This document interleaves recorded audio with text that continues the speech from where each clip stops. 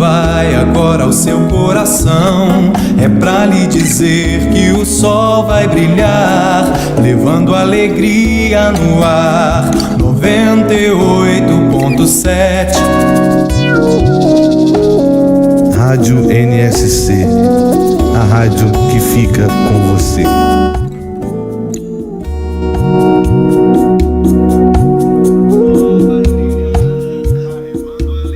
Estamos iniciando mais um programa Viva a Voz Saúde pela Rádio Nossa Senhora de Copacabana, a queridinha aqui pertinho da Princesinha do Mar. Hoje está um dia nublado, mas mesmo assim a nossa querida compositora Adriana Calcanhoto diz que carioca não gosta de dias nublados, mas é conterrânea do Geraldo Rodrigues, gaúcha. Mas, na verdade, carioca não gosta de dia chuvoso. Eu sou de uma teoria que só devia chover entre 1 e 5 da manhã. E aí, porque precisa abastecer os nossos reservatórios, as plantas precisam receber a água e também tirar a fuligem das folhas das árvores. Mas carioca não gosta de dia chuvoso. Praia hoje não está lotada, evidentemente, mas eu moro no Leblon, então eu passo por 3 praias até chegar aqui no estúdio, que é a praia do Leblon, de Ipanema e de Copacabana. E hoje, portanto, dia 30 de novembro, segunda-feira a gente entra, amanhã a gente entra no primeiro dia do último mês do ano. Eu não vou cair naquele clichê de dizer que está passando muito rápido, porque na verdade está passando como tem que passar. Cada dia tem 24 horas, e cada mês tem seus dias, e o ano tem 365. A gente é que às vezes faz no estresse da vida, a gente acha que está tudo passando muito rápido. Mas antes de eu apresentar o tema e o convidado de hoje, eu queria fazer um comentário a respeito de uma divulgação da repercussão de um estudo organizado pela minha colega de São Paulo, Jaqueline Scholz, que é do Instituto do Coração, que é mais conhecido como INCOR. A Jaqueline, o estudo dela, analisou e comparou a quantidade de nicotina no indivíduo que usa cigarro convencional vis-à-vis quem usa o dispositivo eletrônico para fumar. Esse estudo foi divulgado agora, essa semana, foi tema de várias matérias jornalísticas, eu mesmo editei algumas, e demonstrou uma das grandes falácias da indústria, que é dizer que o cigarro eletrônico é benéfico para a população e ofereceria menos riscos do que os cigarros convencionais. O que eu costumo dizer é que os riscos não são menores, eles são diferentes. E essa diferença, uma delas é para pior, que é justamente a presença do alcaloide nicotina, que é a substância psicoativa que mantém o dependente químico fumando, seja o que for, cigarro, cachimbo, charuto, narguilé e os dispositivos eletrônicos. Eu não gosto de usar a palavra vaporizar, porque eu acho que isso é mais um engodo que a indústria meteu, no sentido que é fazer a gente pensar que aquilo ali é um vapor inofensivo. É fumo, aquilo é fumaça. E o estudo da Jaqueline Scholz, do INCOR, mostrou até 6 vezes mais nicotina nos usuários de cigarros eletrônicos do que os fumantes de cigarros convencionais. A nicotina eu não chamo mais há algum tempo, eu não uso mais a palavra tabagismo, eu uso a palavra nicotinismo, porque essa é a doença.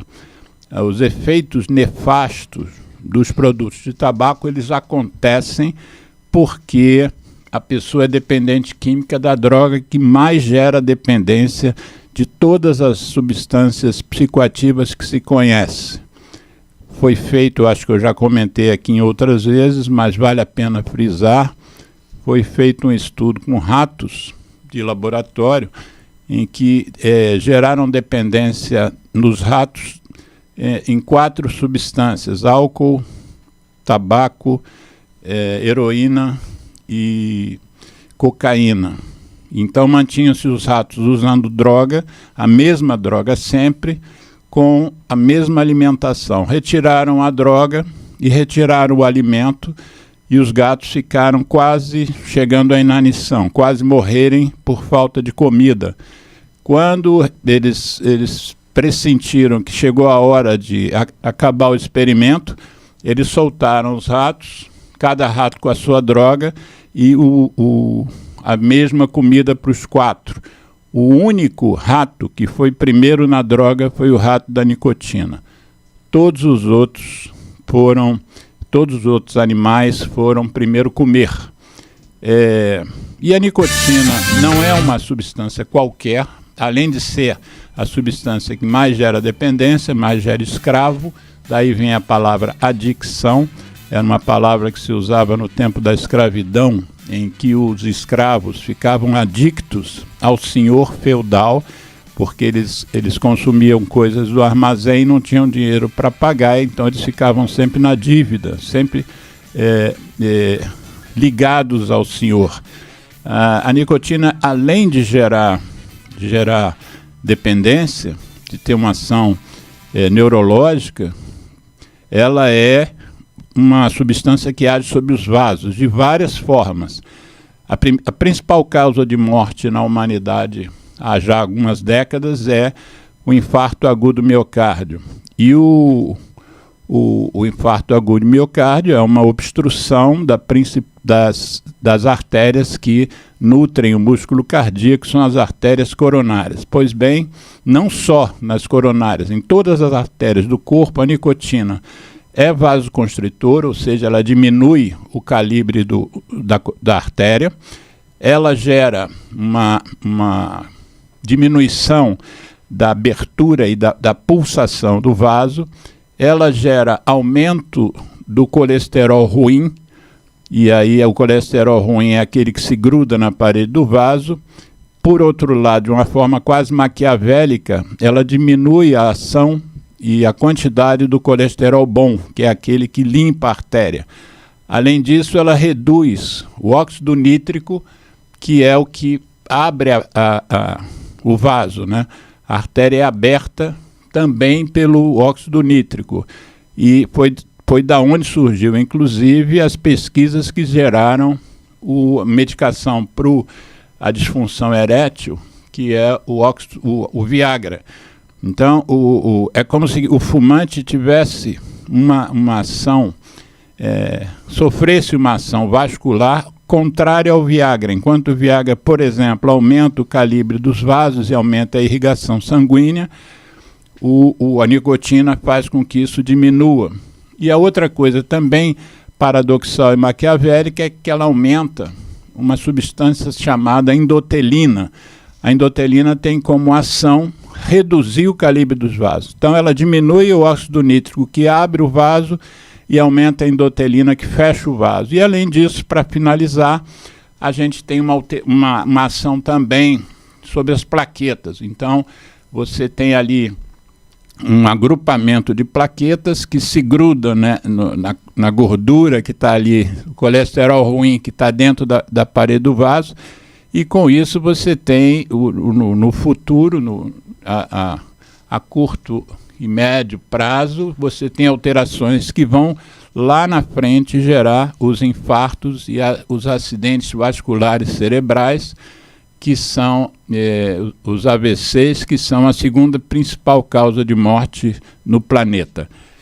Dito isso, saúdo Jaqueline Scholz, parabenizo o INCOR por esse estudo super necessário, e a ciência, mais uma vez, contribuindo para a gente vencer as fake news e, muitas vezes, que estão a serviço dos interesses econômicos. O tema... 20 mensagens. O tema que nós vamos, então, trazer hoje veio de uma experiência que eu tive.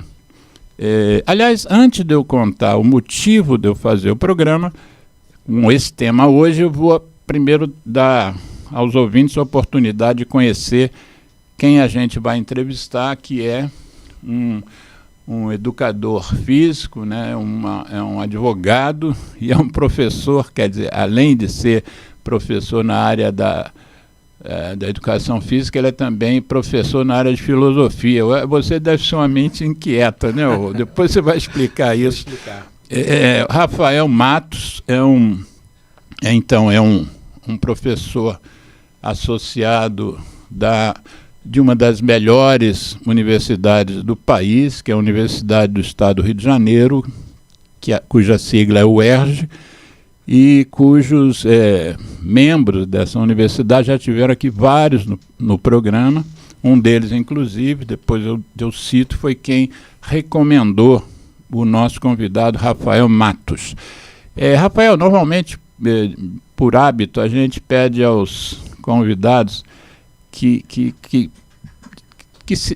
façam um exercício de memória e se lembrem como é que escolheram o que fazem, né? Lá atrás, como é que você decidiu que você queria seguir essa área? Só que você seguiu tantas áreas que o programa é capaz de acabar e a gente não discutiu o tema, né? Mas, sucintamente, focando no momento, mais na questão da educação física, como é que você encaminhou para aí? Primeiro, te agradecendo estar aqui nesse sábado de tarde com a gente. Eu quero agradecer também a oportunidade de estar aqui, a oportunidade de estar conversando sobre esse tema, né? Que é um tema que traz tanta curiosidade hoje, inclusive brigas, né, e tensões nas redes sociais. Diga qual é o tema que eu não disse ainda. Aliás, não só diga qual é o tema, mas mais para frente. Primeiro fala sobre você, não sobre o tema, mas depois diga por que você escolheu o título do programa. Tá bom. Então agradeço o convite, agradeço todas as pessoas que estão assistindo, ouvindo, que vão assistir depois. E vão compartilhar certamente. Com certeza. Nós vamos falar hoje sobre a epidemia do fitness e o uso abusivo de esteroides anabolizantes androgênicos. Meu primeiro curso de graduação foi Educação Física. Quando eu estive na Educação Física, fazendo o meu curso de graduação, eu tive contatos com... E foi aonde? Na própria UERJ? Na própria UERJ. Eu tive contatos com disciplina das humanidades. Eu, por exemplo, na minha educação básica, no ensino médio, eu nunca estudei filosofia e sociologia. Sim. Eu, com 20 anos de idade, eu não sabia quem era Platão. E a extrema-direita brasileira acha até que isso deve ser abolido. Exatamente. Então eu cheguei à universidade cursando Educação Física e me deparei com essas disciplinas, sociologia, antropologia, filosofia. Comecei a me interessar por isso e lá na graduação eu comecei a estudar imagem corporal. Então, desde lá do meu trabalho de conclusão de curso, dos professores que eu me aproximei, né, eu comecei a estudar imagem corporal e na minha trajetória eu fui estudando isso, continuei estudando isso na filosofia. Quando eu fui para o mestrado e doutorado, que o mestrado e doutorado que eu fiz é em Ciências Humanas e Saúde. Então, eu estudei corpo no mestrado, estudei corpo também no doutorado, com esse referencial teórico das ciências humanas. Mestrado e doutorado também na UERJ? Na UERJ, no Instituto de Medicina Social. Sim. Então, o Instituto de Medicina Social ele tem 3 áreas de concentração. Tem a epidemiologia, o planejamento, gestão e políticas em saúde e ciências humanas e saúde, que é a área onde eu fiz o doutorado. Aí, durante o mestrado, eu estudei questões ligadas à obesidade e imagem corporal. No doutorado, eu estudei fibromialgia, dor crônica e ligado também à imagem corporal. E dei continuidade a esses estudos de imagem corporal. E mais recentemente eu fiz a faculdade de Direito. Quando eu fiz a faculdade de Direito, quando eu pensei em fazer meu trabalho de conclusão de curso, eu pensei em estudar a questão dos anabolizantes da epidemia do fitness. Sim. Porque tem muita literatura sobre isso, eu já estudava isso, já dei aula sobre isso, mas no mundo jurídico não tinha. Aí eu fiz essa ponte, né? Então agora eu estou tentando unir essas 3 discussões, né? A educação física, ou seja, esse mundo do fitness, essa questão do uso dos anabolizantes, com uma perspectiva mais filosófica, sociológica, sócio-histórica, e a questão jurídica, né? E você deu... Eu sempre peço ao convidado do programa que dê o título, porque ao dar o título, ele, de uma certa maneira, dá um norte para a nossa discussão aqui. É como se fosse o roteiro. E você sugeriu, como eu acatei, obviamente, o título foi, né? A epidemia do fitness e o uso abusivo de esteroides anabolizantes. A gente tem como objetivo aqui é tentar traduzir tudo para que atinja a maior parte dos ouvintes, né, que tenham melhor compreensão do que está sendo tratado. Então, eu vou pedir a você para explicar o que é o fitness e por que quer dizer a palavra fitness e o que você está chamando de epidemia, a epidemia do fitness. Depois a gente toca na questão do esteroide anabolizante. Tá, ok. Fitness é o conjunto de atividades, práticas, discursos e ações do próprio mercado em volta de atividades físicas voltadas principalmente para a saúde, para a beleza e para a juventude. Então, o fitness, ele nasce com esse propósito, né? De atingir determinado grupo de pessoas, né? Com foco na saúde, mas saúde muito identificada com beleza e com juventude. Sim. Né? Esse é o mercado do fitness. Então, diz respeito às academias, de uma maneira geral, mas tudo aquilo que está ligado às academias também, as externalidades. Então, a indústria de calçados, de roupas, a indústria de suplementos, a indústria de medicamentos, diversos profissionais de saúde associados, né, a esse mercado. Né? Então, é um grande mercado ligado, que converge com a prática de atividades físicas, geralmente com esses focos. Foco na beleza, né, foco na juventude e foco na saúde, mas a saúde com essa conotação de beleza. Por que você chama de epidemia? Hoje, o Brasil ele é o segundo país do planeta com a maior quantidade de academias de musculação. O segundo do planeta. Gente, então, o Brasil, primeiro, Estados Unidos. Estados Unidos. Mas é uma competição até meio desigual, porque eles têm um fitness, vamos dizer assim, 100 anos na nossa frente. Parece até caso de Covid, né? Primeiro foi os Estados Unidos, segundo o Brasil. Exatamente. Nós somos o segundo do mundo em quantidade de academias. Em quantidade de clientes, a gente cai um pouquinho, a gente cai para quarto. Então, em quantidade de clientes, nós somos o quarto do mundo. Curiosidade, segundo e terceiro. Segundo, Alemanha. Terceiro, Reino Unido. Alemanha, segundo? Alemanha é segundo. Você vê, eles têm menos academias do que nós, mas você está falando em números absolutos. Em números absolutos. Quer dizer que o Brasil, que tem uma população de mais de 200 milhões, comparado com a Alemanha tem bem menos, né? Isso. Mas tem mais praticantes. Tem mais praticantes. Certamente isso está ligado à renda, está ligado à educação e saúde, o envelhecimento populacional, tem alguns fatores desse tipo. Quando né? você fala, por exemplo, você falou em renda, isso aí eu ligo a academias, né? Mas quando a gente pensa, por exemplo, naquela pessoa que pega o cachorro como eu, é um dog walker, e ele caminha, né? Eu caminho 6 km por dia, perdi 25 quilos por causa disso, desde que ele foi lá para casa, em 7 anos.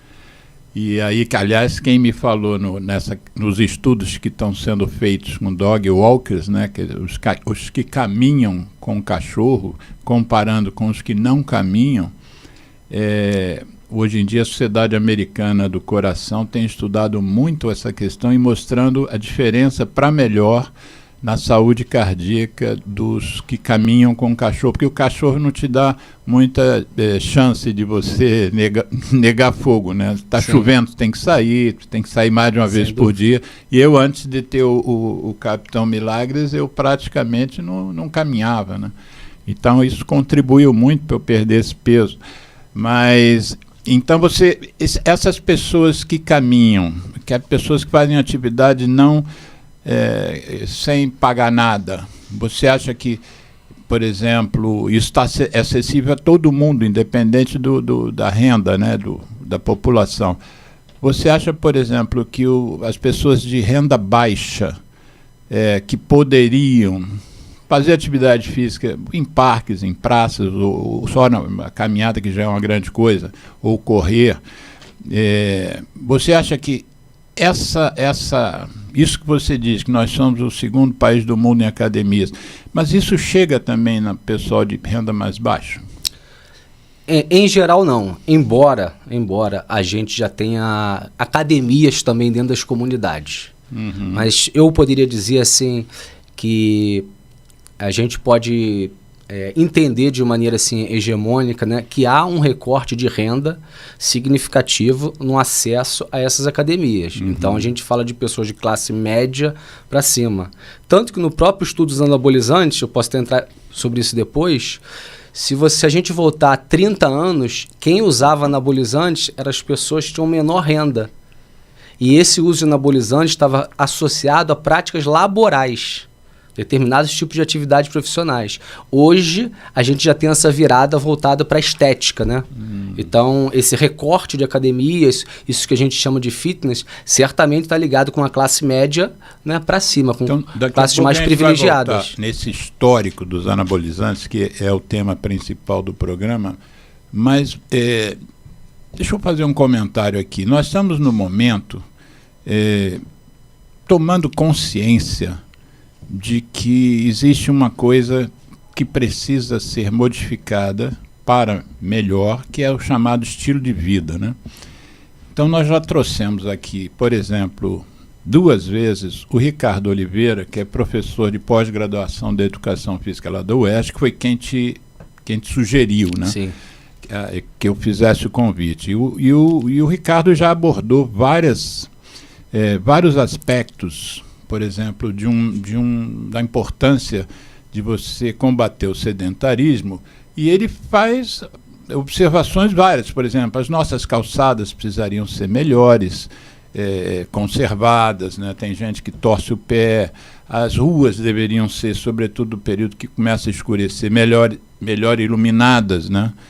Porque também isso daria mais segurança para as pessoas à noite, por exemplo, fazerem a sua caminhada, já que trabalham o dia inteiro, a maioria. Então, houve a partir de alguns anos para cá, eu não sei, você saberia precisar isso melhor do que eu, um incentivo a gente combater o sedentarismo, né? E esse combate não vem à toa. Pelo menos o que eu depreendo desse combate não é uma questão pela estética. Quer dizer, talvez o fitness tenha um pé bem fincado na estética, mas quando a gente diz combater o sedentarismo, via de regra, você pode afetar a estética. Por exemplo, você pode reduzir a obesidade. Mas porque a obesidade e o sedentarismo foram identificadas como fatores de risco para inúmeras doenças, sobretudo as doenças crônicas não transmissíveis, como diabetes, como a hipertensão arterial, como os cânceres mais variados e tal. Como é que você que ainda é jovem, comparando comigo, mas como é que você vê um pouco essa história da valorização, não só do combate ao sedentarismo, mas mesmo de incensar, existe um incensar da prática de atividade física, como benefício para a saúde física e mental também. Eu vejo que a literatura biomédica, ela conseguiu trazer uma grande contribuição quando ela começou a estabelecer essas relações, como o senhor falou, entre o sedentarismo, né, os fatores de risco, o sedentarismo como fator de risco, os fatores de riscos também associados ao sedentarismo e as doenças crônicas não transmissíveis, né? Hoje, inclusive, um dos autores que eu leio, ele já fala numa terceira fase da transição epidemiológica, que seriam as doenças psíquicas, né? Sim. Então, o sedentarismo também como fator de risco para doenças psíquicas, né? A grande questão, e aí talvez eu vá mais na linha do que o Ricardo colocou, né, é que junto com esse incentivo à prática de atividade física, né, nesse contexto das doenças crônicas não transmissíveis, se criou também um discurso que foi reproduzido, que é o de culpabilização das pessoas. Uhum. Né? A pessoa é sedentária porque ela é preguiçosa, porque ela não se esforça. Isso tem a ver com uma correlação bem com a obesidade, né? Sim, sim. Culpabilização do obeso por não se esforçar, por ser preguiçoso. Exatamente. E aí, nessa linha do que a gente chama de determinantes sociais da saúde, começa a se problematizar essas questões. Bem, mas você tem um sujeito que mora na Baixada Fluminense, pega 2 horas de ônibus para chegar ao centro do Rio, e ele tem um trabalho extenuante, depois ele tem que pegar o ônibus, o trem, mais 2 horas para chegar em casa, ele chega em casa 9 horas da noite e tem as demandas todas da família. Como que esse sujeito pode se engajar em prática de atividade física? Quantidade de parques na cidade, distribuição desses parques, ciclovias, né? O próprio Rio de Janeiro ele tem uma estrutura de ciclovia muito ruim, porque a gente tem ciclovia nas praias, mas se você adentrando na cidade, você não tem um sistema de ciclovias, né?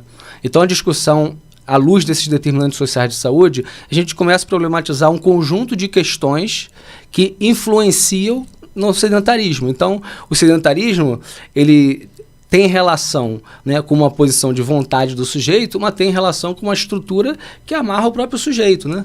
Uhum.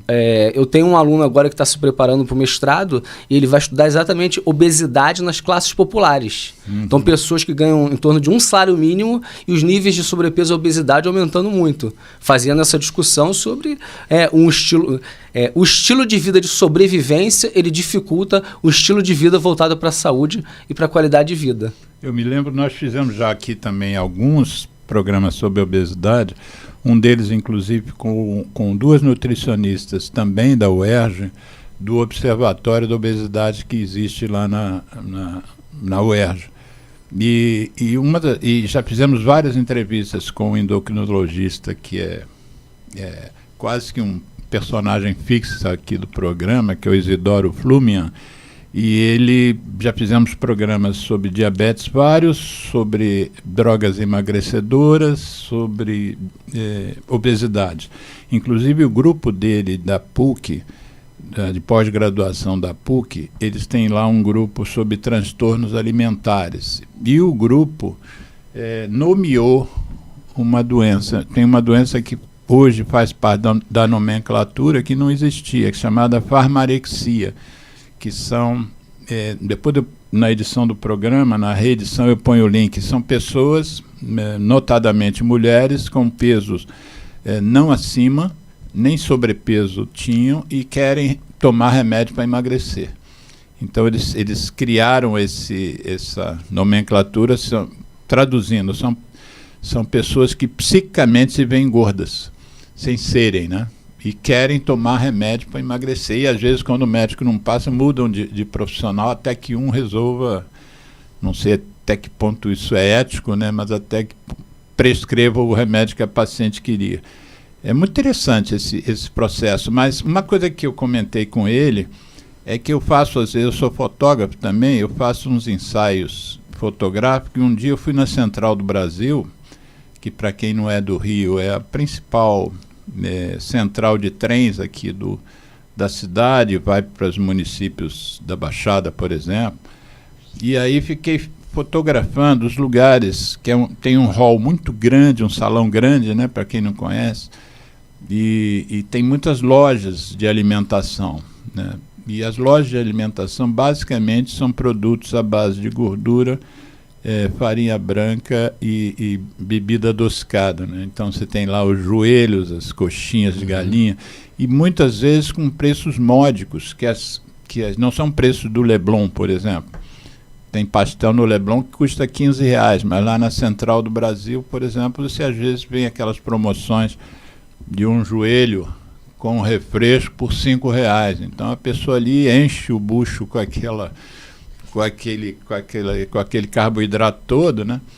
E mata a fome, né? E engorda, né? Você não tem ali opções que sejam mais saudáveis, é tudo na base da gordura, farinha branca e açúcar. Mas isso aí, o teu colega que vai fazer esse estudar, se aprofundar, certamente vai chegar nisso, sem né? dúvida. Que o que é ofertado para o baixa renda normalmente não é saudável, né?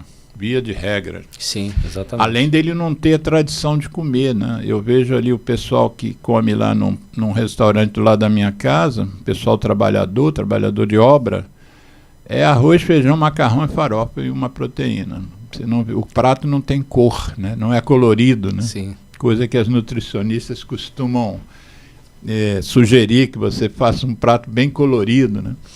Mas como é que nós estamos hoje, você acha, apesar de você já ter dito, somos o segundo em academia, o quarto em número de pessoas que frequentam as academias, mas isso ainda é pouco para o Brasil, assim? Você acha que nós sobretudo nessa questão, volta à questão do baixa renda, isso chegou ao ouvido das pessoas, esse discurso, que às vezes me parece ser um discurso de elite, entendeu? Um discurso que quem come prato colorido é 10% da população. Eu entendo também que é um discurso que ele não se irradiou pela população como um todo, né? Porque nós, por exemplo, que somos aqui do Rio de Janeiro, né? Se a gente pensar, inclusive, na Zona Sul, nas praias, né? A gente pode ficar com a falsa impressão de que as pessoas estão muito engajadas no fitness, estão muito engajadas em atividade física.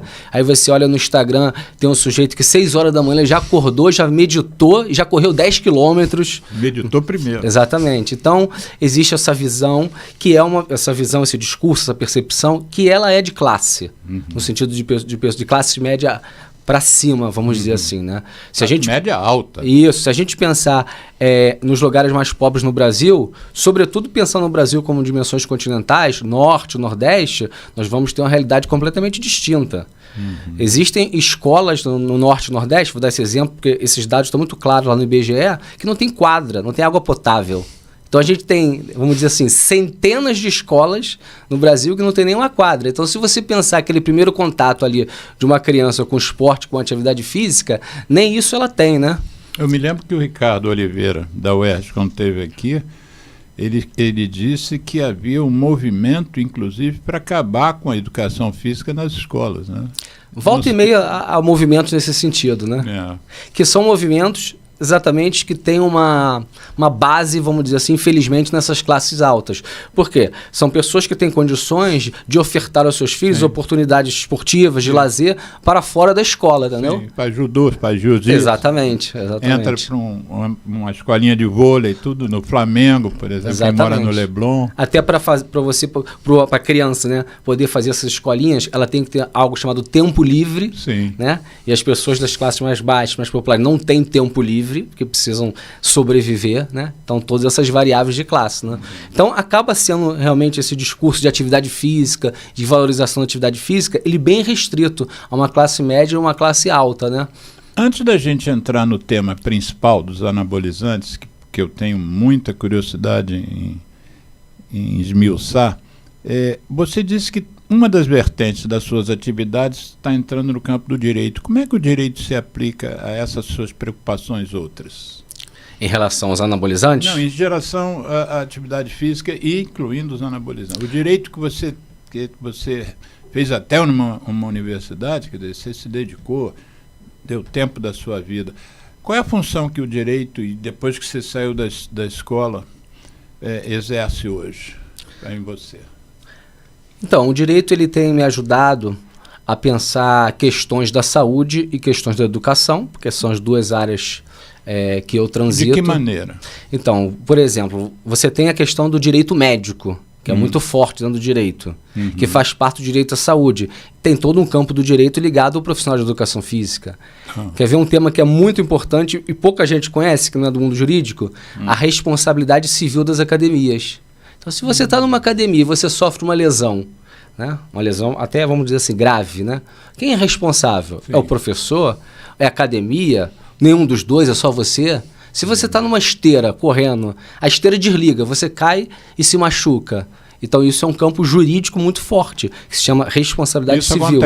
Acontece. Se a gente entrar no site dos tribunais, TJ, Rio, TJ São Paulo, e pesquisar a jurisprudência, tem muitos casos nesse sentido. Então, essa é uma das facetas, né, do direito, né? Você tem outra faceta do direito interessante, que é a questão dos profissionais de educação física. Tem que ter registro, não tem que ter registro, essa discussão. Tanto que essa semana saiu um acordo do STF sobre isso. Então, os debates ligados a questões ligadas aos conselhos. Existem profissionais que não têm registro? Então, a educação física, um curso que eu fiz, se chamava licenciatura plena. Depois a educação física, por diversas ordens assim da área e ordens do Estado, ela se dividiu em licenciatura e bacharelado, como existem outros cursos. Então, existe uma ideia assim que o profissional bacharel, ele é aquele que tem que ter o registro, né? Porque ele é o profissional da saúde e o profissional licenciado, ele é da educação, então ele não precisa ter registro. Então essa é uma discussão. O conselho se posiciona contra isso. Todo profissional de educação física tem que ser registrado. Mas há tensões, grupos políticos dentro da área com essas tensões. Então essa é uma discussão forte, assim, muito forte na educação física. Você judicializa concurso, isso cai na justiça trabalhista. A sua opinião, como deveria ser? Na minha opinião, deveria ter o registro, Todos. sim. Deveria, porque se legalmente a educação física é uma profissão de saúde, né? E a profissão de saúde tem que ter um registro, tem que ter um registro. Né? Então tá bom. Vamos daqui a pouco, estou fazendo suspense, daqui a pouco a gente entra na questão dos esteroides anabolizantes. Eu fazendo uma menção aqui, fala, você queria... Não, eu ia comentar que e a parte que eu mais estudo do direito hoje ligada à educação física é o que gerou o livro, que é a questão do crime. Tá. Que é a O questão do livro crime. eu vou citar daqui a pouco. Tá. Esse livro sobre os anabolizantes. Sim. Mas agora, primeiro, vou citar um livro que você escreveu, que já me dedicou. Hoje eu ganhei 3 livros aqui. E, aliás, eu vou fazer um ensaiozinho fotográfico só com os livros, hein, Geraldo, que a gente ganha aqui dos convidados. Eu acho que esse ano, com os 3 que você está me dando, 2 escritos por você e o terceiro eu vou falar, eu acho que já são mais de 10 livros que a gente ganhou. Que bom. Muito legal. Então, esse livro aqui você escreveu você foi o organizador, né, sobre dor crônica e fibromialgia, uma visão interdisciplinar. Rapidamente, fala um pouquinho da história desse... Você, como profissional da educação física, organizou um trabalho sobre dor crônica e fibromialgia. Fibromialgia, nós já fizemos aqui 2 programas que envolveram fibromialgia, com 2 reumatologistas, né? Fala um pouquinho desse livro. Então, a UERJ, ela tem um programa, ela tem um projeto de extensão de tratamento interdisciplinar para pessoas com fibromialgia. Esse projeto ele tem mais de 20 anos. Então, quando eu fui cursar o meu doutorado, eu me inseri para estudar um grupo de pessoas desse projeto. Então, eu fiz o meu doutorado para estudar fibromialgia, né? Fiz determinados tipos de análise, e escrevi um livro do meu doutorado, e depois eu pensei, olha, eu vou chamar outras pessoas com outras formações, médico, profissional de educação física, antropólogo, sociólogo, para falarem também sobre fibromialgia em outras perspectivas. Então, eu procurei reunir vários profissionais com diversas formações para que eles pudessem escrever sobre aquilo que eles trabalham, sobre aquilo que eles pesquisam, numa perspectiva interdisciplinar sobre fibromialgia. Sim. Então, você vai ver alguém que vai... Nesse livro, tem alguém que está falando sobre treinamento de flexibilidade para pessoas com fibromialgia. Tem uma outra pessoa que está falando sobre fibromialgia numa perspectiva epidemiológica. O outro falando sobre fibromialgia numa perspectiva de práticas corporais de saúde holísticas. Então foi essa a ideia, né? Trazer vários profissionais para falar sobre esse tema. Quem não conhece, que às vezes a gente está falando uma coisa e acha que todo mundo sabe sobre o que a gente está falando, a fibromialgia é um problema que eu acho que mereceria ser melhor conhecido pela população. Quando reeditarmos o programa que está passando agora na Rádio Nossa Senhora de Copacabana, no site da Rádio Nossa Senhora de Copacabana e no nosso canal no YouTube, eu vou colocar na reedição desse vídeo 2 links desses 2 programas que nós fizemos sobre fibromialgia. Eu convido a quem tiver dor crônica assistir o programa, né? Porque eu acho que ainda há muitas pessoas com fibromialgia sem saber que tem fibromialgia, né? Sem dúvida. Aí, além desse livro que eu fui agraciado, aí já entrando no tema do programa, eu recebi, não do nosso convidado, o autor, mas o autor é César Sabino, que depois eu achei que ele fosse da área mesma do convidado, mas na verdade ele é antropólogo. E ele escreveu um livro chamado Drogas de Apolo. Confirma aí, Geraldo, por favor. Bota aí Apolo, Deus Apolo.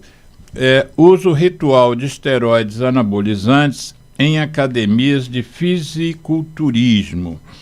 Notas de uma Política do Corpo. Essa editora é a Pris, a editora do primeiro livro que eu citei da fibromialgia, a editora CRV, e agora o livro do nosso convidado, esse da fibromialgia de 2019, e o livro mais relacionado com o nosso programa de hoje é de 2024, é desse ano, cujo título é O Comércio Ilegal de Anabolizantes no Direito Penal e Processual Penal.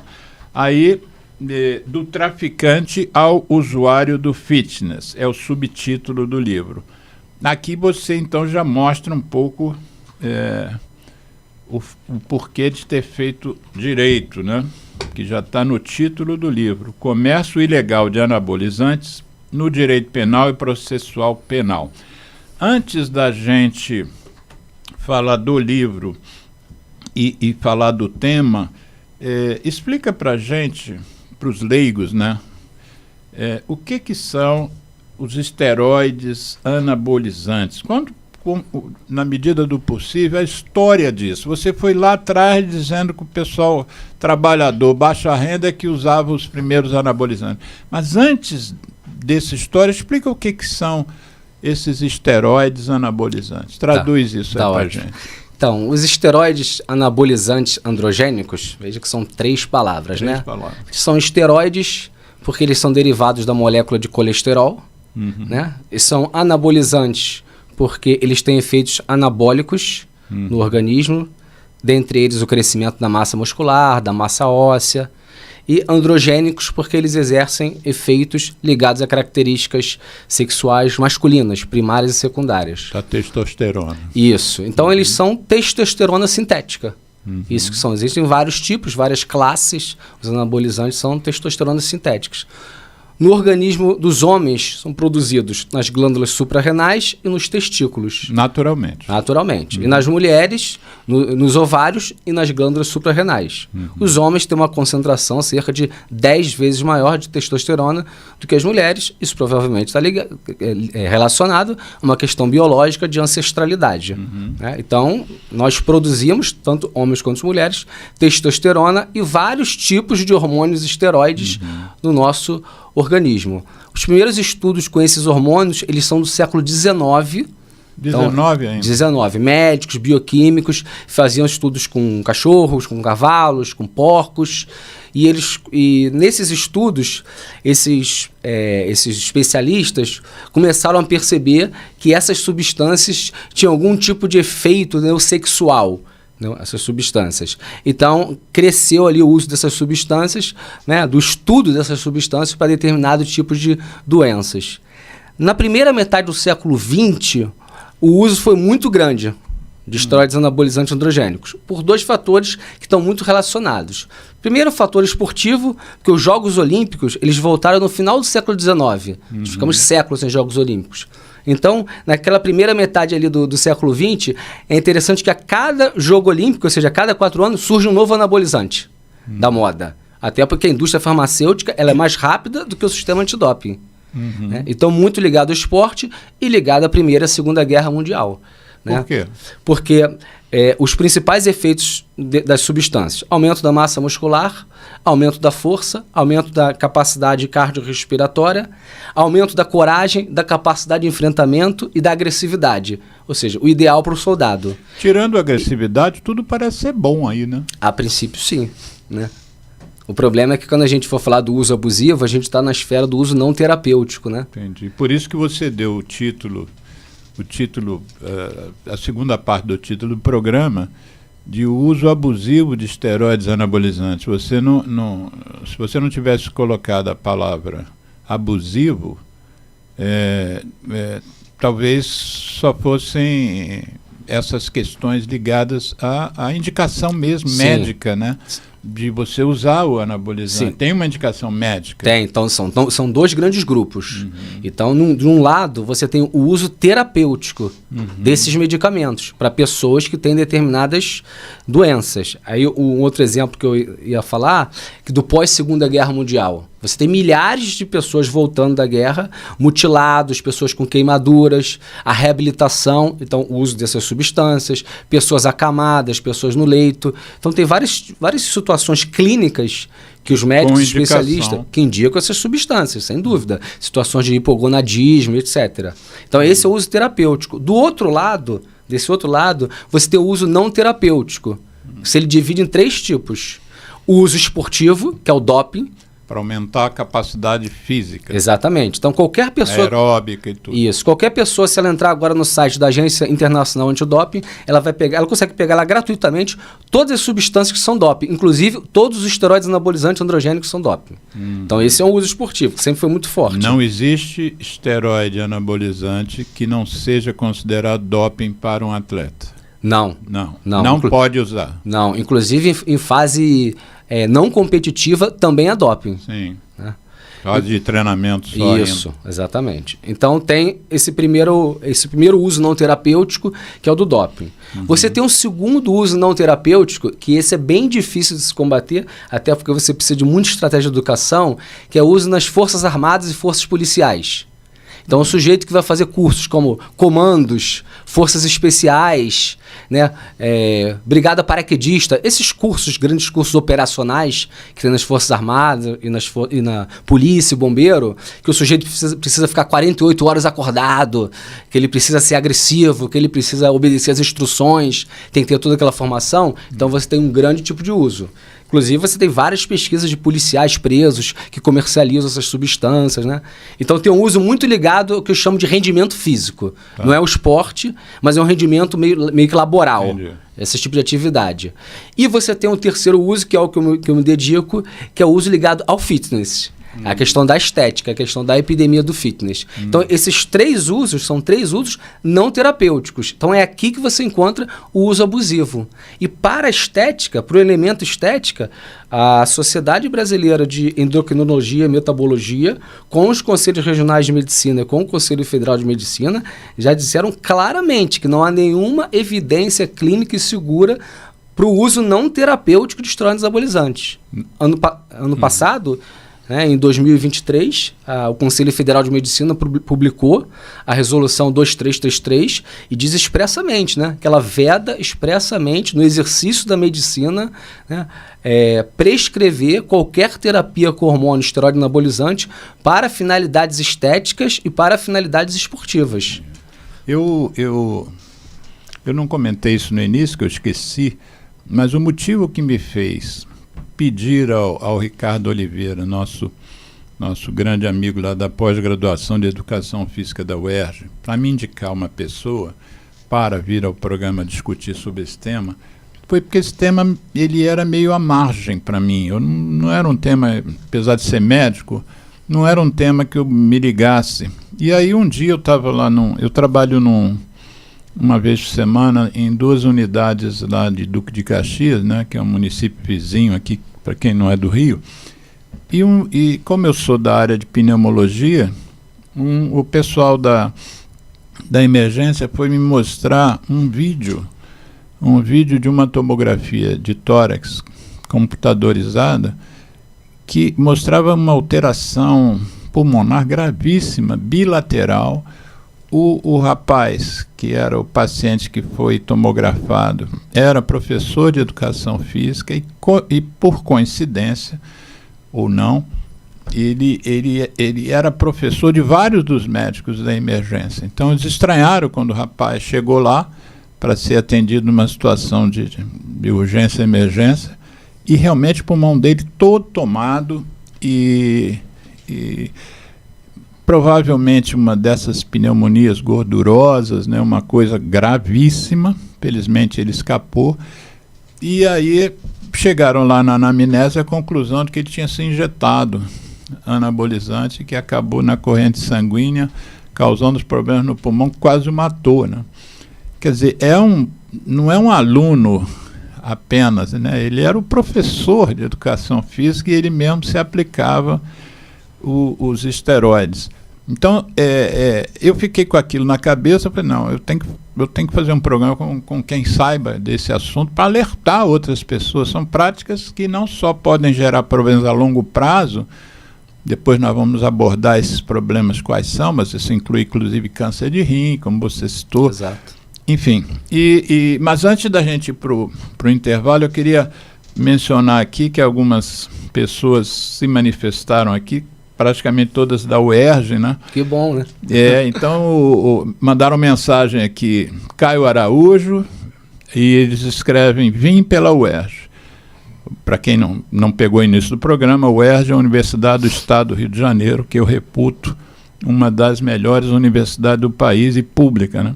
50 pessoas. 50 pessoas. Matheus, André Vilela, Iverson Freitas, Rafael Cortes, Rodrigo Gervásio, Mariana, todos da UERJ. Você não... Olha isso, eu estava no grupo final, tem a primeira foi Andressa Moreira, Daniel Maciel, depois você vai ter acesso a esse chat, de repente você, pelo nome, você reconhece quem são essas pessoas, não são seus colegas, são colegas, discentes, alunos, isso.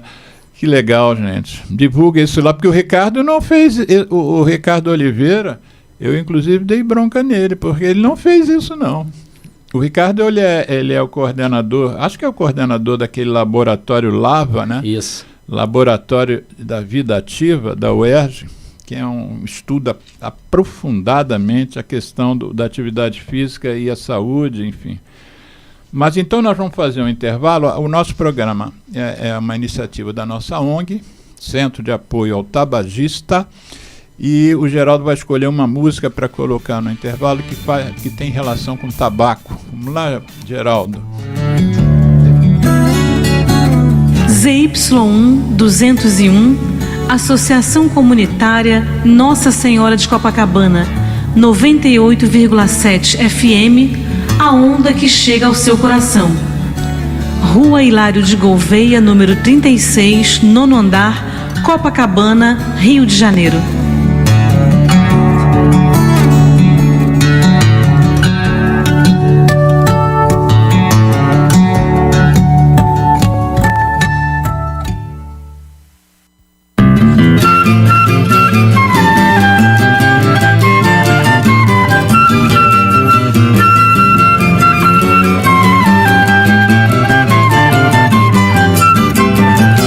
Sou fumante à luz do sol e do neon.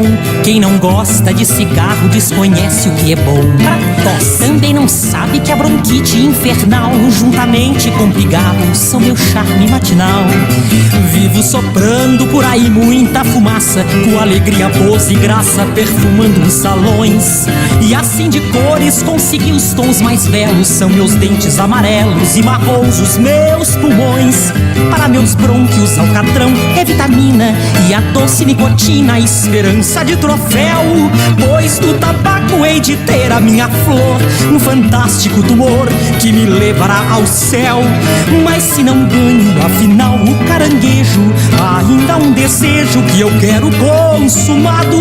Já que eu não posso ter de tudo, eu quero parte, pelo menos um infarte pra também ser safenado. A impotência não assusta, camarada, vale mais uma dragada que o prazer sexual. Um enfisema não está fora dos meus planos, pois fumante há muitos anos, o evento é natural. Uma gastrite duodenal, uma esclerose, finalmente em dupla dose, sei que um dia vou ganhar. E vou vivendo assim feliz a minha vida, até que a morte bem sofrida possa então nos separar. Para meus brônquios alcatrão é vitamina e a doce nicotina, esperança de troféu. Pois do tabaco hei de ter a minha flor, um fantástico tumor que me levará ao céu. Mas se não ganho, afinal, o caranguejo, ainda um desejo que eu quero consumado. Já que eu não posso ter de tudo, eu quero parte, pelo menos um infarte pra também ser safenado. A impotência não assusta, camarada, vale mais uma tragada que o prazer sexual. O enfisema não está fora dos meus planos, pois fumante há muitos anos, o evento é natural. Uma gastrite duodenal, uma esclerose, finalmente em dupla dose, sei que um dia vou ganhar. E vou vivendo assim feliz a minha vida, até que a morte bem sofrida possa então nos separar.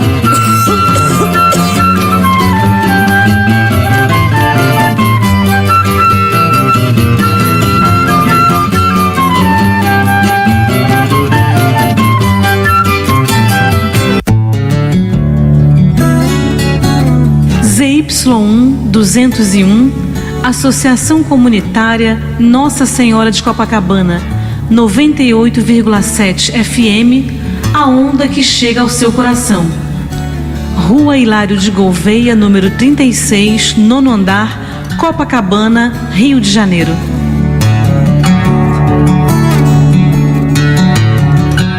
Estamos reiniciando o programa Viva a Voz Saúde, uma iniciativa do Centro de Apoio ao Tabagista, que é a nossa ONG, aqui nos estúdios da Rádio Nossa Senhora de Copacabana. O nosso convidado, Rafael Matos, é professor da Universidade do Estado do Rio de Janeiro, é educador físico, é professor também de filosofia e advogado. E eu não mencionei no início do programa, mas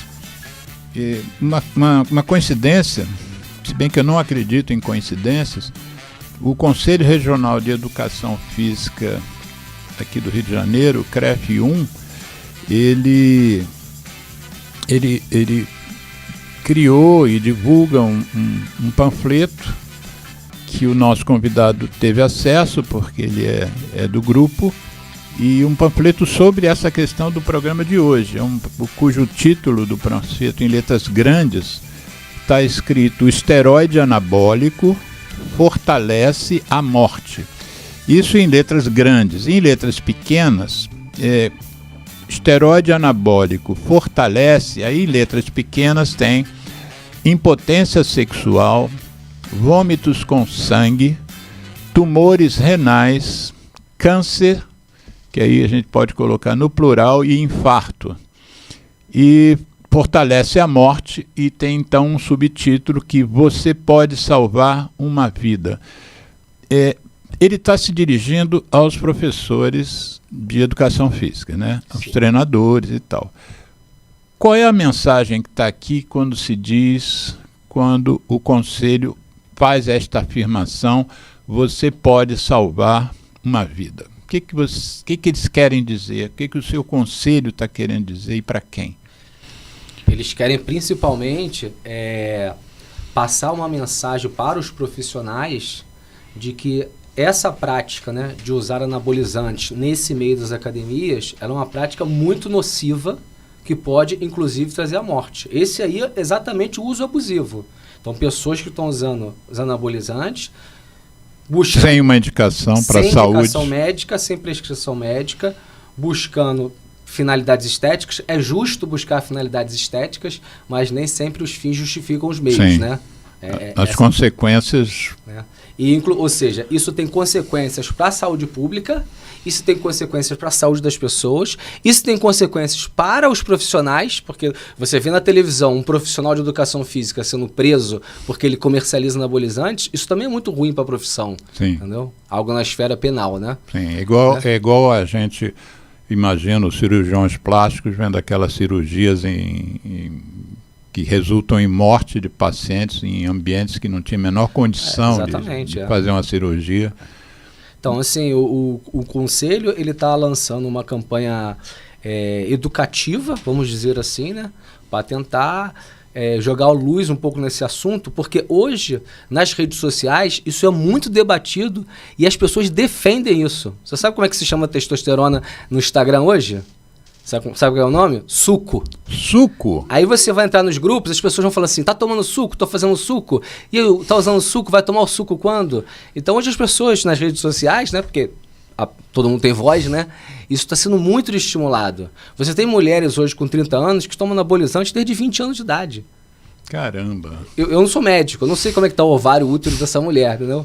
Agora, são 10 anos usando um anabolizante, né? Que isso o uso anabolizante ele cresceu muito, né, entre as mulheres também, né? Não é só aquela coisa de fisiculturista, né?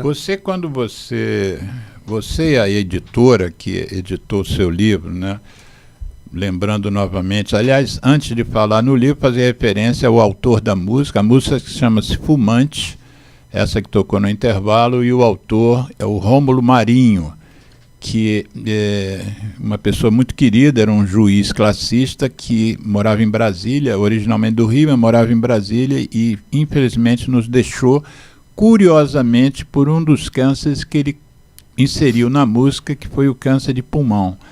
Mas a música Fumante é uma música engraçada, falando dos males do cigarro, né? Eu depois, na edição do programa, eu vou botar também um link para quem puder divulgar essa música.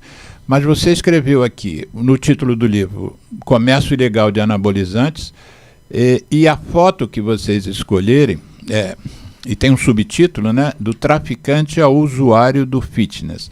E você escolher uma foto que não vai dar para os ouvintes verem no detalhe, né? Quem está nos acompanhando pelo YouTube, porque a foto está escura, mas é um homem realmente com um bíceps aqui de um cavalo, né? Dá para ver? O Geraldo, quem tá nos acompanhando pelo site ou pela rádio não vai ter essa oportunidade, mas quem está nos acompanhando pelo YouTube, o Geraldo disse que dá para ver bem, né? Vocês... Tinha anabolizante de cavalo. Vamos dividir em dois aspectos aqui. O título que você deu a esse livro, o comércio ilegal. Vamos falar primeiro dessa questão do comércio desses produtos, né? Esses produtos, como é que eles se apresentam? É injetável, é comprimido, é geleia? Quais são esses? Ótimo. Tem comprimido administrado via oral, tem anabolizante injetável, tem anabolizante dérmico, né? Gel, tem todos, tem agora implantes, né? Implante? Tem pequenos implantes que você faz na pele que vão subcutâneo. Liberando. Exatamente, que vão liberando a substância. O suco. As injeções sempre foram muito usadas porque os efeitos eram mais fortes e mais rápidos. É intramuscular a injeção. Exatamente. Mas pode ser absorvido e gerou o que gerou nesses pacientes que eu citei. Sem dúvida, sem dúvida. Tem vários casos na literatura de complicações cardiovasculares e hepáticas assim, gravíssimas, né? Então, tem todas essas formas de administração. Esses medicamentos, para alguém comprar, alguém precisa comprar um anabolizante, vão na farmácia. Ela precisa de uma receita especial. Tem né? Não vende sem receita. Exatamente, não vende sem receita. 99% deles não. Né? Então, ela precisa da receita. Então, sem essa receita médica, a pessoa que quer obter esse medicamento, ela tem que entrar em alguma esfera de um comércio ilegal. Sim. Ela se torna um consumidor. Ser consumidor não é crime, né? Sim. Mas ela se torna um consumidor de alguém que vai vender essa substância de maneira ilegal. Né? Esse sujeito que está vendendo anabolizante de maneira ilegal, ele comete crime no Código Penal. Então está lá no Código Penal escrito, se ele vender anabolizante, se ele ter em depósito para vender, laboratório clandestino, por exemplo, que a polícia estoura com anabolizantes no valor, por exemplo, de 5 milhões de reais. Que ele tem lá na dispensa, exatamente, o estoque dele. Exatamente, estoque, substâncias químicas para produzir essas drogas. Uma média assim, uma aplicação dessas intramuscular, quanto seria? Umazinha só. No mercado ilegal? Pode ser até R$10.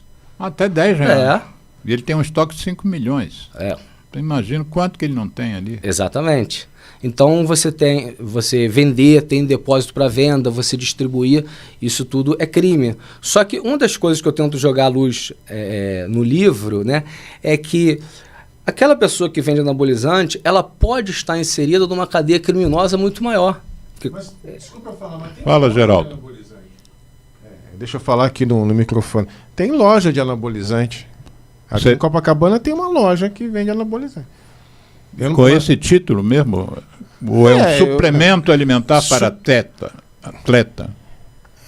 Tem uns negócios assim, com os braços fortes assim, né, no desenho, né, do negócio. Em Copacabana aqui. Porque eu que sou da área que enfrenta a indústria do tabaco, a gente construiu, né, um arcabouço jurídico muito forte, um dos mais fortes do planeta, e uma das limitações que a lei acabou impondo é você não poder fazer propaganda aqui no Brasil de produto nenhum de tabaco. A gente tem tido um esforço grande de enfrentar as propagandas que são feitas pela internet. Mas só pode fazer propaganda assim mesmo, cheio de restrição, nos pontos de venda. O que o Geraldo está se referindo, imagino, seja uma imagem de alguém muito forte e você está querendo vender aquele suplemento para que quem queira comprá-lo achar que vai tomar aquilo e vai ficar forte igual aquele cara da foto, né? Provável. Mas é possível que sejam outros medicamentos que estejam sendo expostos dessa forma e não anabolizantes? Por exemplo, uma vitamina? É possível, vitaminas, suplementos, medicamentos emagrecedores, né? Pode ser medicamentos psicotrópicos. Sim. Né? Agora está crescendo também, não é o nosso tema hoje, mas está crescendo o uso das pessoas que compram tadalafila para a prática da musculação. Porque estão fazendo algumas associações Traduz o lógicas. tadalafila, porque tem gente que não conhece. O tadalafila é um medicamento para disfunção erétil, né? E se você estudar lá, vamos dizer assim, os efeitos bioquímicos, ele tem alguns dos efeitos que parecem estar ligados com a hipertrofia muscular. Sim. Então, está crescendo o número de pessoas, né? Isso sem nenhum tipo de controle, que usa tadalafila para ter rendimento estético dentro de academias. Então, com as redes sociais, isso perde-se muito o controle, né? Me diga uma coisa, esse comércio ilegal, você acha que uma das coisas que a gente está lutando também hoje em relação ao tabaco é que é proibido há 15 anos vender cigarro eletrônico no Brasil. E vira e mexe agora, está havendo um aumento na repressão e você está estourando lojas formais com alvará vendendo dispositivo eletrônico. Esse comércio ilegal de anabolizante que você tem se dedicado, ele também atinge lojas formais ou só gente que por fora, igual drogas outras como maconha, cocaína, enfim? Mercado informal e formal. Formal também. Tanto é que nessa resolução do Conselho Federal de Medicina do ano passado, e esse ano 2024, a Sociedade Brasileira de Endocrinologia publicou 2 grandes documentos, Carta de Curitiba e Carta de Brasília, contra essa questão dos anabolizantes, dessa venda desse... Isso tem a gente como acessar? Tem isso? na internet, é só você baixar lá Carta de Brasília e Carta de Curitiba. E anabolizante Sociedade vai aparecer... Brasileira de Endocrinologia, artigo em PDF. A gente bota pessoa. No link do programa, a gente e divulga. Uma das coisas que eles colocam, aparece no livro e outras literaturas, é o mercado, infelizmente, de médicos associados à indústria farmacêutica que fazem cursos, né, desenvolvendo protocolos de prescrição de anabolizantes para finalidades estéticas. Então, porque se fosse para finalidade terapêutica é o papel do médico. Exatamente, né? Então, um dos aspectos que aparece lá nesses documentos, né, que foram feitos por médicos, por ginecologista, urologista, hepatologista, né, endócrinos, eles dizem sobre isso, né? A propagação de cursos pelos médicos, inclusive cursos de final de semana, cursos de curta duração, né, que fomenta o mercado legal. Esse é um mercado legal que a gente está dizendo, né? O uso abusivo dentro do mercado legal. Mas com finalidade estética. Com finalidade estética. Então existe uma cadeia, farmácias de manipulação envolvidas com isso. Existem aqueles médicos que as pessoas sabem que elas vão procurar, que eles só trabalham com isso, prescrevendo hormônios. Existe uma diferença, eu fico imaginando aqui, e aí eu queria que você esclarecesse. Existe uma diferença entre a pessoa que faz uma academia para ganhar massa, para ficar mais forte. Hoje em dia, musculação, por exemplo, é inclusive indicado para idosos, né, para combater envelhecimento, combater não, mas retardar, ou tornar um envelhecimento mais saudável. Mas existem aqueles indivíduos que fazem fisiculturismo mesmo, são atletas, né, não sei se é o termo correto, mas que participam de campeonatos e aonde o título vai para aquele que tiver o corpo melhor definido, maior, né? Como é que você já se dedicou ao estudo desse aspecto do desenvolvimento do corpo, que esses campeonatos e tal? Então, quem se dedica muito a esses estudos é o César Sabino. O César Sabino, que quem não viu o primeiro bloco do programa, escreveu o livro Drogas de Apolo, um ritual de esteroides anabolizantes em academias de fisiculturismo. Bom, ele escreveu o livro, mas fala você. E ele escreveu também o prefácio do meu livro. Prefácio do seu livro. Mas fala então o que você depreende dessa... No meio do fisiculturismo, isso desde o fisiculturismo lá do século XIX, essas substâncias sempre foram muito utilizadas, né? E o grande ícone midiático que nós conhecemos era o Arnold Schwarzenegger, né? Sim. Que claramente nos livros dele sempre falou sobre isso, nos livros, entrevistas sobre as substâncias. Usava muito. né? Os anabolizantes, eles passaram por uma fase que eles eram totalmente liberados, depois passaram por uma fase onde eles eram estigmatizados em relação aos fisiculturistas, agora eles estão chegando numa fase que eles são super estimulados.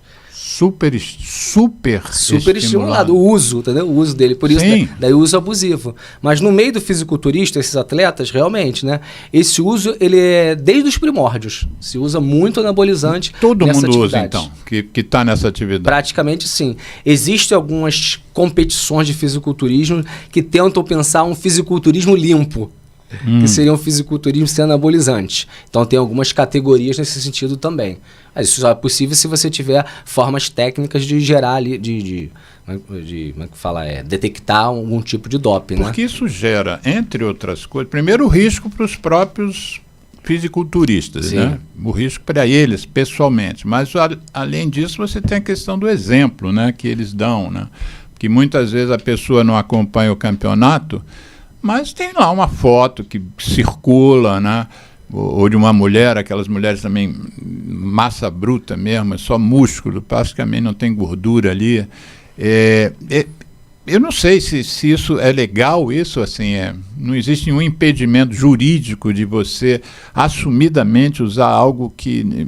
Bom, também não é proibido, né? Exatamente, Ele não é proibido. O consumo, né, da substância, não.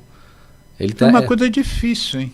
Exatamente. É a mesma coisa que o consumo de um antibiótico, um medicamento com retenção de receita, né?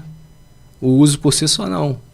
O crime, né? Vamos dizer assim, ele está anulado quando você vende, entendeu? Sem um estabelecimento formal. Exatamente, é aí que está o crime. Porque esse crime está associado aqui a contrabando, a lavagem de dinheiro, a corrupção, falsificação de carimbo médico, falsificação de receita médica.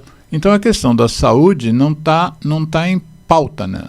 Nessa discussão, vamos dizer. Se você tem um campeonato formal de pessoas que todo mundo diz que usa, fica uma coisa difícil você dizer que isso faz mal, né? Porque que eles fazem? Eles constroem argumentos, inclusive científicos, porque muitos daqueles fisiculturistas são bioquímicos, tem médicos, tem farmacêuticos, que defendem o uso da substância e dizem que não vai fazer mal, não?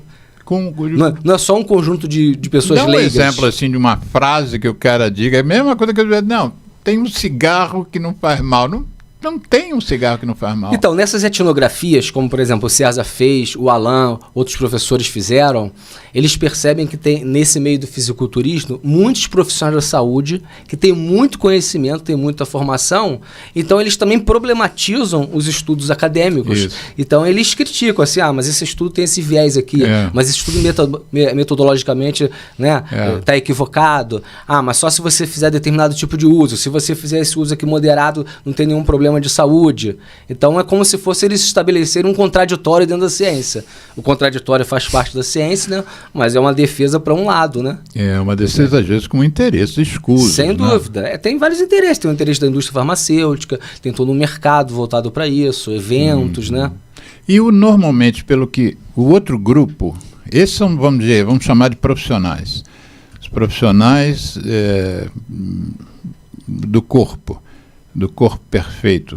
Tanto que o César Sabino deu o título do livro de Drogas de Apolo. Você viu lá o nome direitinho do Apolo? Eu vi. Então, tem a ver com arte, com beleza. Não, tem a ver não. Pega eu peguei pega a frase toda. Tá, eu vou, o título do livro dessa... O César Sabino, você disse que ele é antropólogo, mas ele é da UERJ também, não? Não, ele é da Unirio. Ele é professor de ciência política da Unirio hoje. Da Unirio, a escola que eu estudei medicina. Tá aqui, doutor.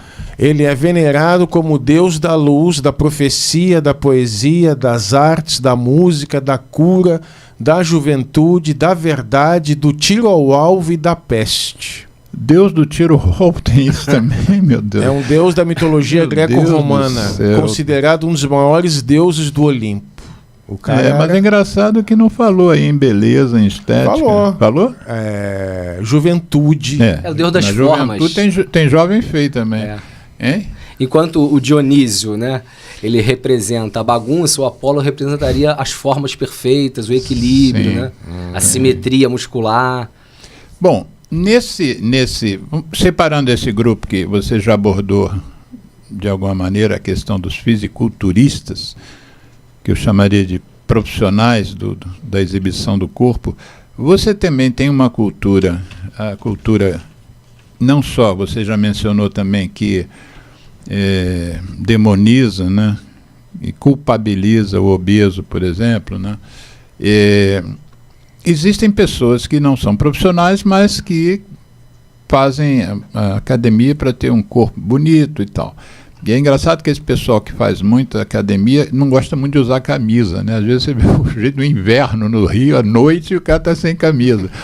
E essa turma que não precisaria, vamos dizer, não vai participar de nenhum campeonato, o que você acha que move o sujeito para ele usar uma droga de risco por um tempo provavelmente prolongado, que depois eu queria até que você abordasse quanto tempo leva essa droga para fazer o efeito que a gente vê em algumas imagens e quanto tempo que perde tudo quando cessa o uso. Aborda logo isso agora, para depois a gente continuar. Você usou a droga, você tem um corpo assim, como o seu é mais, ser mais malhado, né? Mas como o meu, e de repente eu ficar um Schwarzenegger. Quanto tempo leva isso? Não, para ficar o Schwarzenegger mais aí complicado. São anos, mas para definir mesmo e hipertrofiar o músculo. Então, considerando que a pessoa ela tá com uma alimentação adequada, está fazendo atividade física, você vai ter resultados significativos já em 30 dias. Em 30 dias seu corpo começa a mudar. Começa a mudar. E sem o anabolizante vai levar algum ano. Não, sem o anabolizante vai demorar bem mais, né? Uma pessoa sedentária, quando ela começa a praticar musculação, a gente geralmente tem uma janela de 8 a 12 semanas que o corpo dela se aperfeiçoa nos aspectos motores, mas com poucos impactos na massa muscular. Uhum. Então, é como se um sedentário ele demoraria uns 3 meses. Tá. Você vê, com o anabolizante, né, com o hormônio, que atuará diretamente, né, dentro da célula, no DNA, você acelera isso de forma significativa. E quando você para de usar? Você começa a entrar no processo de destreinamento, né? Destreinamento. Destreinamento. Toda vez que você usa uma substância ou está submetido a um treinamento e você para, você vai, durante o tempo, perdendo aqueles efeitos, né? Então, a gente tem que pensar se a pessoa para de tomar anabolizante, para de fazer atividade física, dieta, ou se ela para de usar anabolizante e continua fazendo suas atividades. Só parou de usar o anabolizante. Os efeitos vão permanecer por bastante tempo, né? Eu diria assim que meses. Não murcha, vamos dizer. Não. É muito mais efeito psíquico do que exatamente murchar. Mais psíquico. Se você fizer, por exemplo, se uma pessoa que usa anabolizante treina bastante e você continuar fazendo várias avaliações funcionais nela, você vai ver que ela tem uma impressão de que ela está murchando e ela realmente não está murchando, como ela pensa. É igual a história que eu mencionei no primeiro bloco da farmarexia, né? A pessoa que quer remédio para emagrecer sem estar gorda. Exatamente. Interessante. É muito mais um efeito psíquico, que isso é muito comum, e eles relatam isso, tanto homens quanto mulheres. Não, tomou anabolizante há 6 meses, parou, está 2 anos sem, não aguenta mais, precisa do anabolizante de novo, não está rendendo, entendeu? Aí fica nesse ciclo aí. Não é a sua área, você não é psicólogo, mas já foram feitos estudos a respeito desse usuário de fitness, mas de usuário de anabolizante do ponto de vista psíquico? O que move? O que move ele a usar? Isso, do ponto de vista mesmo psíquico. Então, essa é uma das áreas que eu estudo, mas eu uso mais a filosofia e a sociologia, né? Para fazer essa discussão, né? Porque a gente teria que discutir o que é o sujeito moderno, o sujeito pós-moderno e discutir subjetividade humana. Então é uma discussão bem filosófica que tem relação com a psicologia também. Eu posso fazer essa discussão, mas de certa maneira o que a gente tem hoje é uma espécie de fragmentação de estruturas sociais e psíquicas de muitos séculos. Traduz isso para português do povo. Então vou fazer uma comparação aqui da modernidade com a pós-modernidade. A modernidade é mais ou menos o período do século XV ao século XIX. Isso não é claro na literatura, os autores diferentes fazem várias discussões sobre isso. Inclusive dizem que não tem nem datação histórica, outros. Século XV o Brasil nem tinha sido descoberto. Então mais ou menos isso, do século XV ao XIX, essa é a modernidade. Então aqui a gente tem um perfil, uma estrutura de um homem e de uma mulher, de um sujeito, que é marcado por determinados elementos, que é religião, o Estado, trabalho, família, escola, os elementos estruturais de um sujeito numa sociedade. Isso... E da própria sociedade. Exatamente. Vamos botar aí, 400, 500 anos, essa modernidade. No século XIX, a gente chama de o século da crise da modernidade, ou crise das metanarrativas, crise do discurso.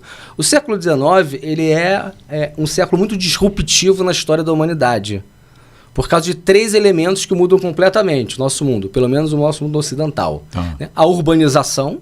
Então, a gente tem nível de urbanização jamais visto. Então, todos os problemas... Antes todo mundo morava na roça. Exatamente. Inclusive, a saúde pública muda, a economia muda, a criminalidade muda, ou seja, a sociedade muda.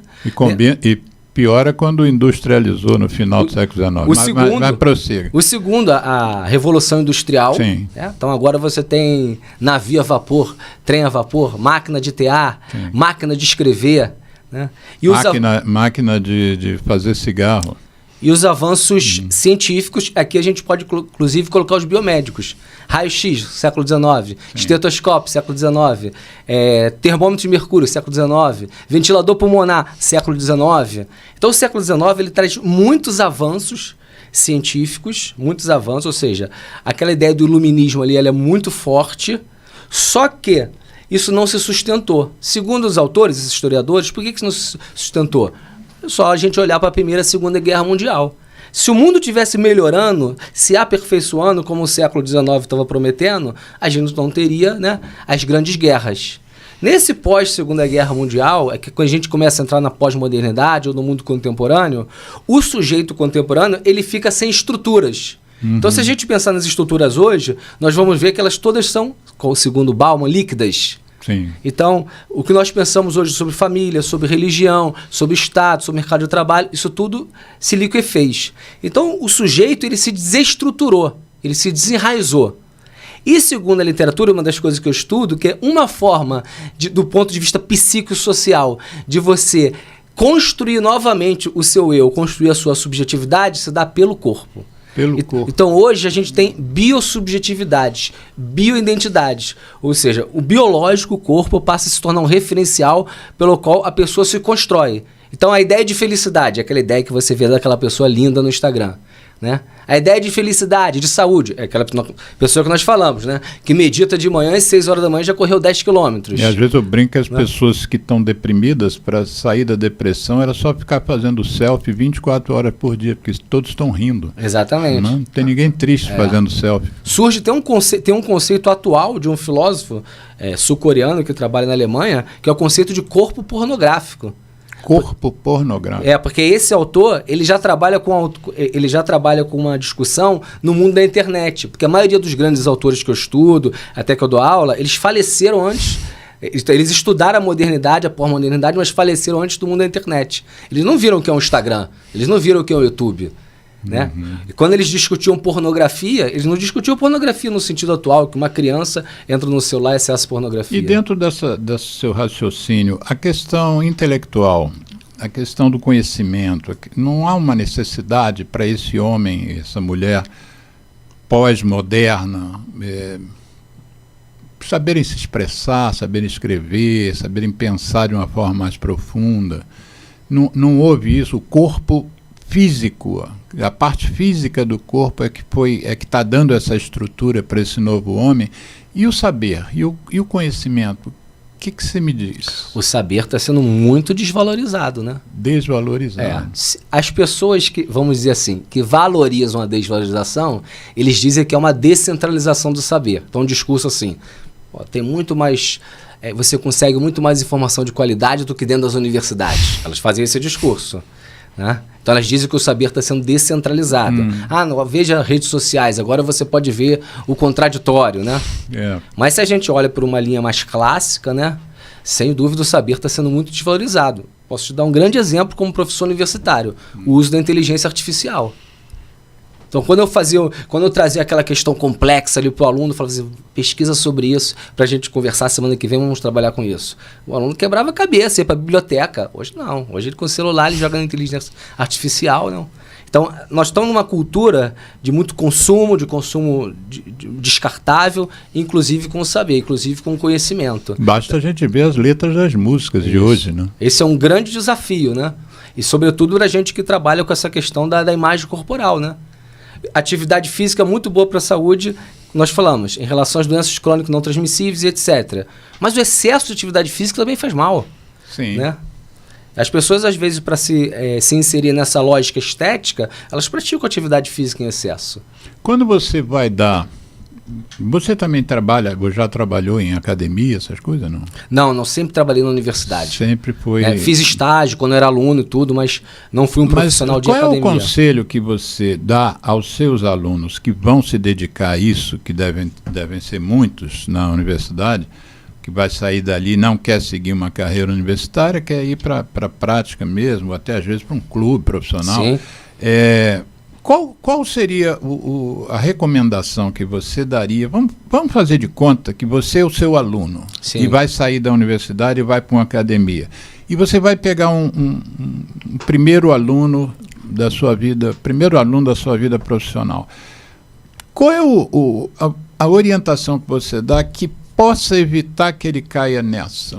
Sabe, eu ia para uma linha da bioética. Eu ia falar, a primeira coisa, né, que você tem que pensar, o primeiro princípio que você vai pensar quando você tiver um aluno ou cliente, é não causar mal à saúde dele. Tá. Já vamos começar com esse princípio. Tá. Né? Não fazer mal à saúde dele. Tudo que você já viu em termos de consequências nefastas, cita alguns exemplos. Porque a gente está falando aqui que faz mal. Eu não sou da área, mas você não é médico, mas o que você já viu, o que você já pesquisou, que males são esses? De uso anabolizante? Doenças cardiovasculares, infarto. Infarto, né? Infarto, aterosclerose precoce, câncer hepático, hepatites diversas. Hepatites. Maior risco de infecção por HIV. Maior risco de infecção por HIV Já tem isso por causa das aplicações de agulhas partilhadas? Exatamente.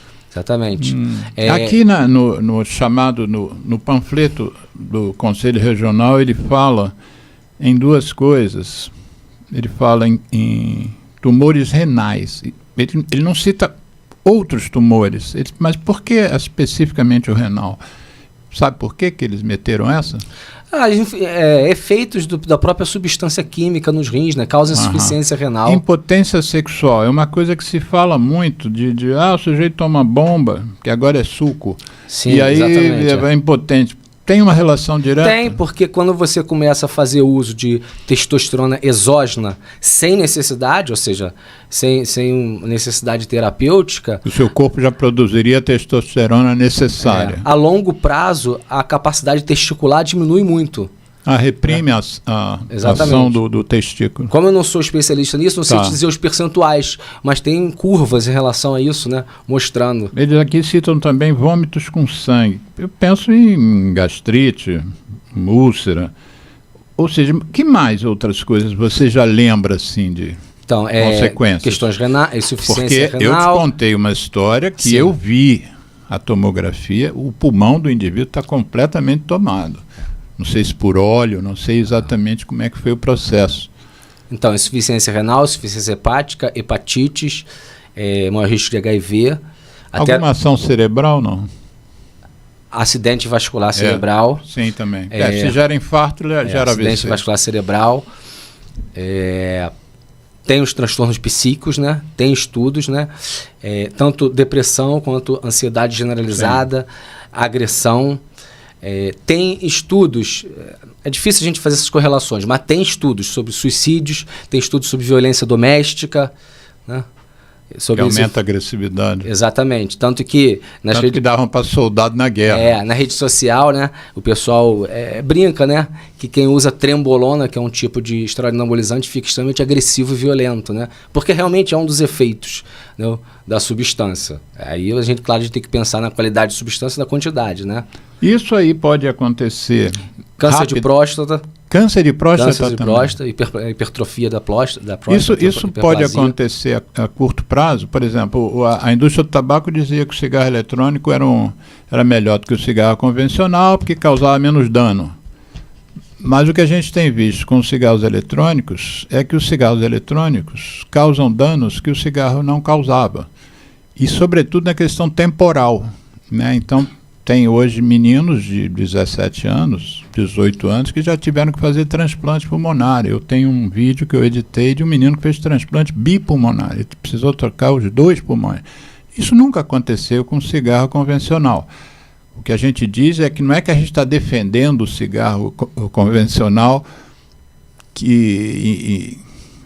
não querendo que entre o cigarro eletrônico no mercado brasileiro, porque nós estamos defendendo, ninguém está defendendo nada, a gente continua atacando o cigarro convencional e tentando manter a decisão da Anvisa de não entrada no nosso mercado do dispositivo eletrônico.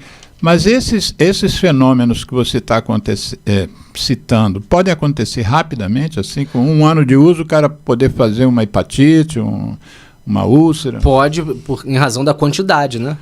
Ainda tem isso também. Porque quem faz uso abusivo não faz o uso terapêutico. Não é a dose terapêutica prescrita pelo médico. Em geral, faz a dose, eles fazem aqueles grandes ciclos, né? Então é uma quantidade muito maior, né? Então, pelo mesmo período sendo curto, em virtude da grande quantidade, pode acontecer sim. Então tem um uso que não é abusivo. Tem uso que não é abusivo, que é o que a gente chama de uso terapêutico. Isso que eu não entendi, porque ele falou assim que pode usar, não é contra a lei usar. Não, é usado até como indicação médica. Às vezes você está com a testosterona baixa, às vezes você precisa usar um... E aí tem lojas que vendem isso. Farmácia. Com a receita do médico. E a pessoa faz o tratamento. Né? Então, só deixando claro aquilo que você falou, quando você orienta o seu aluno, futuro profissional, ele tem que pensar na saúde do paciente em primeiro lugar. Eu acho que em primeiro lugar ele tem que pensar na saúde. Então ele tem que falar sobre esses riscos. Tem que falar sobre os riscos. E aí as pessoas talvez usem sem falar com o profissional que está usando. Né? É provável. A rede social é fantástica, mas tem esses inconvenientes. Né? Embora a tendência... Circula hoje, muito fake news. E a tendência hoje é as pessoas não mais esconderem. Porque a visão social do anabolizante, a representação, ela está se modificando. Sobretudo nos usuários do fitness. Isso é assustador, né? Exatamente. Por isso que o Conselho Federal de Medicina, a Sociedade Brasileira de Endocrinologia, eles falaram, isso é muito grave. Muito grave. Muito grave. Fizeram esses documentos e tudo, né? Porque isso está tomando uma proporção, né? Antes que o nosso programa acabe abruptamente, que o Geraldo é o nosso policial aqui, policial do bem, mas o computador trava na hora que chega o horário e entra o resto da programação musical da rádio. Se alguém quiser entrar em contato contigo, eu já tenho o seu Instagram de cabeça, que é @rafael.prof de professor, P-R-O-F.matos com 2 T's de tatu. Isso. Rafael, Instagram, isso, né? @rafael.prof.matos. Mas se alguém quiser, não tem Instagram, se quiser entrar em contato com você, tem alguma outra maneira? Eu vou escrever aqui. Posso deixar meu e-mail? Pode não, deve. Tá bom, posso. Sobretudo se você for daquelas pessoas que são extremamente generosas, que respondem os e-mails. Né? Respondem. Então tá. Já ganhamos essa guerra. Até porque advogado tem que responder, né? Tem que responder. Cara, a sua versatilidade realmente é admirável. Filósofo, advogado e professor de universidade de educação física. Prof, tudo em letra minúscula, isso. Né, gente? Prof. Matos, com 2 T's. Não tem ponto aqui, então. Não. Né? Matos, com 2 T's. 2010. 2010. Qual é o significado desse 2010? Nenhum, foi feito em 2010. @gmail.com. gmail.com. Vou repetir, mas depois na reedição do programa isso vai estar escrito na tela. profmatos2010@gmail.com. Isso. Algum outro contato? Não, só esse. Não, só esse já é o suficiente. O Geraldo, você não sabe. Pedi a ele o endereço dele no Facebook. Eu não tenho mais, eu nem lembro. Eu não lembro. O Geraldo fica no meu pé. Ainda bem que os dentes dele não são afiados, mas ele fica no meu pé para eu trabalhar mais com o Instagram. E eu reconheço que eu tenho um preconceito com o Instagram. Eu considerava, já não considero mais. Assim, meio aquele TikTok da antiga, que era dancinha. Eu achava que o Instagram era isso, pessoas mostrando que está comendo, a festa, a praia que está indo, e eu achava que era um negócio meio... não tinha espaço para escrever, como o Facebook permite, mas eu estou começando devagarzinho a usar o Instagram, porque hoje até o TikTok mudou. Eu tenho colegas meus médicos de altíssimo padrão, o próprio secretário municipal de saúde, Daniel Sorans, está lá no TikTok direto. Não é mais aquilo. Esse preconceito, aliás, eu acho que está caindo tão rápido quanto do Instagram. Eu até acho que eu tenho lá um canal que eu nunca postei um vídeo. E eu quero começar a fazer um trabalho para adolescente, para a gente conversar sobre a iniciação no tabaco, e eu acho que eu vou usar o TikTok para isso. Mas você já deu a dica, não é bom para a saúde, há riscos no uso desses anabolizantes. Agora, se o indivíduo precisa mostrar aquele corpo massa bruta, eu acho que também ele poderia fazer um tratamento, né? Uma investigação com uma terapia, né? Para entender exatamente o que ele quer esconder com essa coisa, por que a autoestima dele é tão baixa. Sim. Que ele precisa se olhar no espelho e ver aquela hipertrofia artificial, porque esse é que é o problema, né? Se ele ganhasse massa porque está lá fazendo musculação, está perdendo gordura porque está correndo, são coisas que a gente recomenda, né? Vocês estão aí para isso, inclusive. Né? A vigorexia. Vigorexia, esse é um termo que tinha me fugido. Exatamente. Fala aí o que é, que você tem alguns minutinhos. A vigorexia, ela é aplicável em muitos homens, pode acontecer com mulheres também, mas 99% são homens. É o sujeito que sempre se considera fraco e pequeno. Então, ele é forte, ele é bonito, ele usa anabolizante, mas ele acha que ele sempre está pequeno. Não? Tanto que muitos dos sujeitos que são presos comercializando anabolizante, uma das estratégias de defesa que eles usam é essa. Eu tenho um transtorno psiquiátrico, eu tenho vigorexia. Claro que não cola, ele tem vigorexia e por isso que ele vende? Oi? Uma coisa é por isso que ele toma, outra coisa é por isso que ele vende. Exatamente. Não, mas essa vigorexia é uma coisa assim, já bem pacificada, as pessoas já reconhecem isso como uma questão? Não. É algo que, sim, muito restrito à área da psiquiatria, da psicologia, né? As próprias pessoas talvez não se sintam vigorexas. Exatamente. Né? Transtorno de imagem corporal é algo que as pessoas não conhecem assim no cotidiano. E é muito mais comum do que a gente pensa, hein? Tá mais estrito na parte clínica, né? Na parte psicológica, né? Sim, então, um dos efeitos do século XXI, naquela discussão filosófica, sociológica, são novos tipos de adoecimento. Então, anorexia, bulimia, vigorexia, somatizações, excesso de exercício físico, uso de substâncias, né, a farmaceutização da vida, né, molecularização da vida.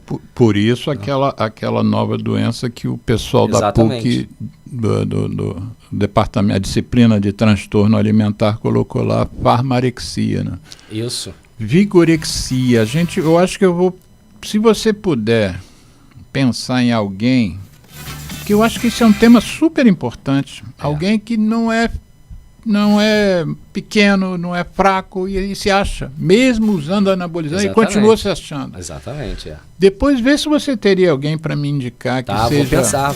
especialista nessa área, que goste de falar sobre isso, que eu acho que muito do sofrimento humano a gente mesmo é que cria, né? Sim. Querendo ser aquilo que a gente não é, porque a gente acha que é uma coisa que também não é, né?